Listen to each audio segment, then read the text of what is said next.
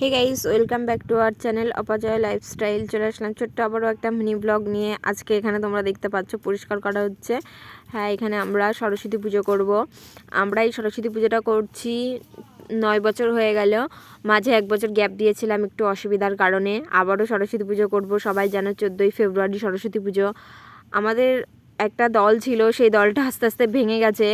তবুও আমি, জয়িতা, এই যে আমার দিদি এখানে, আর এখানে কিছু বাচ্চারা আছে, সবাই মিলে পুজো করছি। আর ওই যে ওই পাশে আমার একটা বন্ধু দাঁড়িয়ে আছে, ও দাঁড়িয়ে ওখান থেকে হাসাহাসি করছে। ও এবার আমাদের সাথে করছে না পুজোটা। তো এই বোনদের বললাম যে চল তোরাও আমাদের সাথে একটুখানি হাতে পাতে কাজ কর। তো এই যেই ঘাসগুলো আছে, সেই ঘাসগুলো এক জায়গায় জড়ো করছে। এই ঘাসগুলোকে আমরা অন্য এক জায়গায় ফেলে দেবো। এই যে জয়িতা দেখো কত সুন্দর কুদাল কোপাচ্ছে। ও এইসব কাজে ভীষণ এক্সপার্ট যাকে বলে। ও সব কাজই পারে না এমন কোনো কাজ নেই।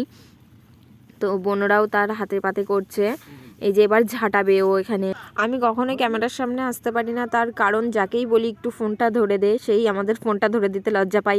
কারণ আমাদের ফোনটা তো আর দামি ফোন না, সাধারণ নর্মাল ফোনে ভিডিও বানাই, ওর জন্য কেউই ক্যামেরা ধরে দিতে চায় না। তাই জয়িতাকে বললাম চল তুই থাক, আমি ক্যামেরাটা ধরে দিচ্ছি।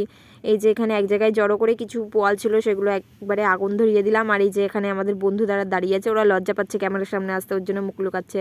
চলো কিভাবে প্যান্ডেল করি সেটা পরের ব্লগে